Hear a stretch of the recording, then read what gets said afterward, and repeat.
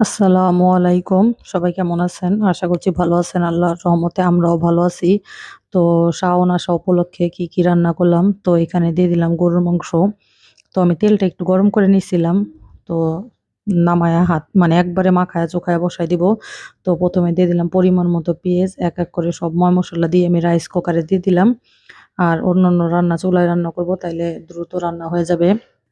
সবকিছু রেডি থাকলে রান্না করতে বেশি সময় লাগে না। তো যেহেতু সবকিছু রেডি আমি এক করে একটা করে বসায় দিব। আর রাইস কুকারে মাংসটা দিলে হয় কি মানে নিশ্চিন্তায় অন্য রান্না করা যায়। পুড়ে যাওয়ার ভয় থাকে না। এর জন্য আরকি রাইস কুকারে তো আবার সিদ্ধটাও খুব সুন্দর তাড়াতাড়ি হয়ে যায়। তো এখানে এই যে আমি একটু ভালোভাবে নাড়াচাড়া দিয়ে বসায় রাখবো। আর একটা সুবিধা মানে পুইরা যেতে নিলে বা পানি শুকায় গেলে তো একাই অফ হয়ে যায় এর জন্য। আর এখানে আমি একটু জিরা বাটা দিয়ে দিলাম যেহেতু আমার দইনা জিরার গুঁড়াটা একটু কম ছিল এর জন্য আরকি জিরা বাটা দিলাম। আর এমনিতেও মাংসতে জিরা বাইটা, আদা রসুন টাটকা বাইটা দিলে খুবই টেস্ট হয়। আর আমি আজকে আদা রসুন দিতে ভুইলা গেছিলাম। তো এখন দিয়ে দিলাম। কি হইছে ইদানিং কইরা মনে থাকে না। খালি মানে ভুলে যাই এমন হইছে। তো এখানে ভালোভাবে নাড়াচাড়া করে ডাইকে রাখবো। আর আমি বাকি রান্নাগুলা এদিকে রান্না করব।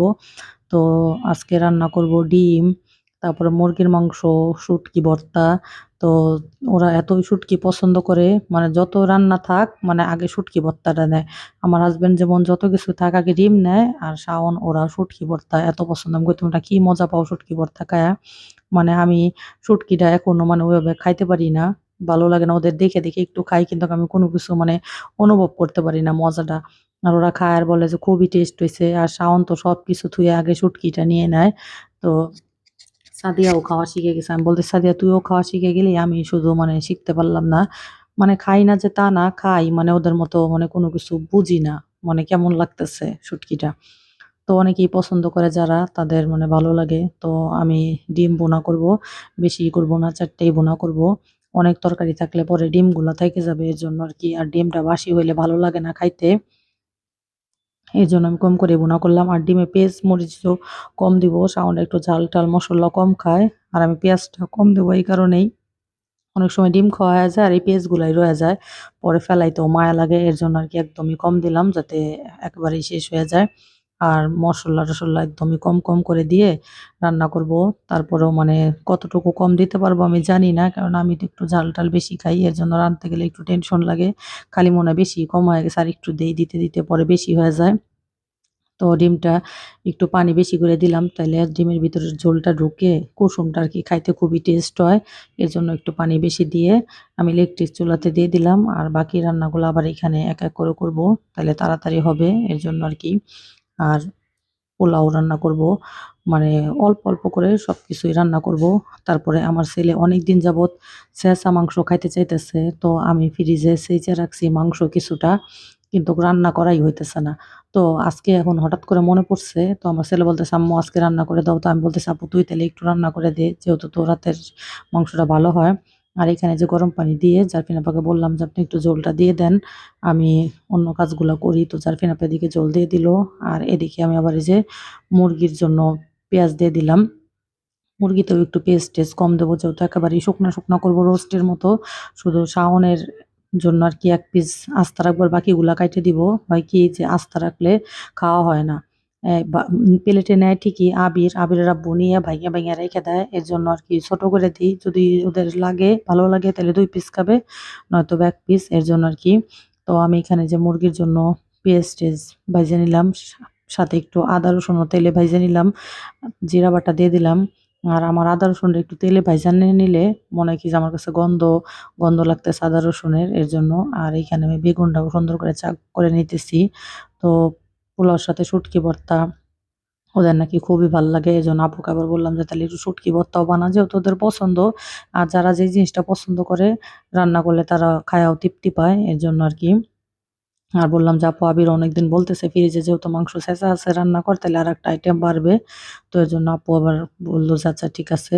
তো বাইর করতে বললাম আমার ছেলেরে। ছেলে আরকি আ মানে অনেকদিন যাবতই বলতেছে, "দেই করে আর দেই।" মানে খেয়ালই থাকে না।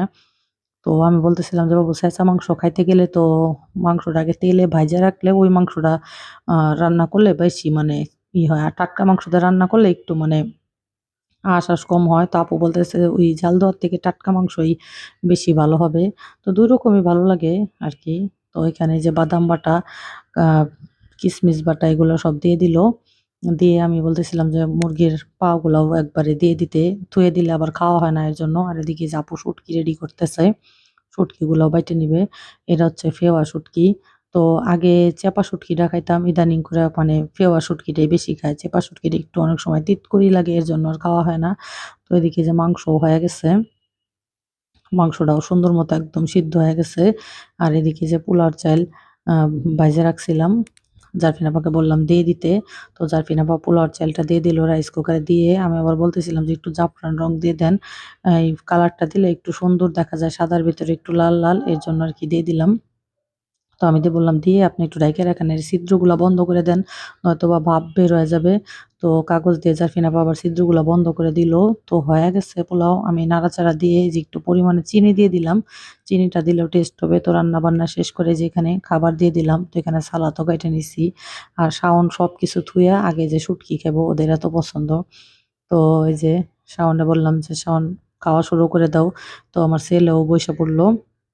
আবিরের আব্বুকেও ডাকতেছি যে, "তুমিও একবারে বইসা পড়ো, আমরা একটু পরে খাই, তোমরা আগে খাইয়া নাও।" তো এই যে চেঁচা মাংস আপু রান্না করে দিছে। আমার ছেলে তো আগে ওই মাংসটাই নিতেছে যে, "আমার অনেক খাইতে মন চাইতেছে, আমি আগে এই মাংসটা নেই।" তো আর সাদিয়াকে বললাম, "সাদিয়া তুইও বয়, আমরাও পরে ২ বোন একসাথে খাবো নে, তুই খাইয়া নে।" তো ওদেরকে খাবার দিয়ে দিলাম। তো রান্না দেখা যায় যে সবকিছু জোগাড় থাকলে বেশি সময় লাগে না। আর এদিকে যে আপুর নাতি নিয়ে বইসা আছে। তো আমি জিজ্ঞেস করতেছি যে, "আপু তোর নাতির লেগা কেমন মায়া লাগতেছে? মাইয়ার লেগে বেশি মায়া লাগে না নাতির লেগে?" কয়, "আসলে হচ্ছে সুদের মায়া বেশি।" তা নাতি-পুতি ওরকম হয় নাই তো মানে বুঝি না আসলেও। মানে সন্তানের লেগে মায়া লাগবো না নাতির লেগে মায়া লাগবো। কিন্তু ওরা বলে তারপর আমার শাশুড়িও বলে পোলাপানের থেকে নাকি নাতির পুতির জন্য বেশি মায়া লাগে। তো এর জন্য। তো আজকের মতো এই পর্যন্ত ভিডিও।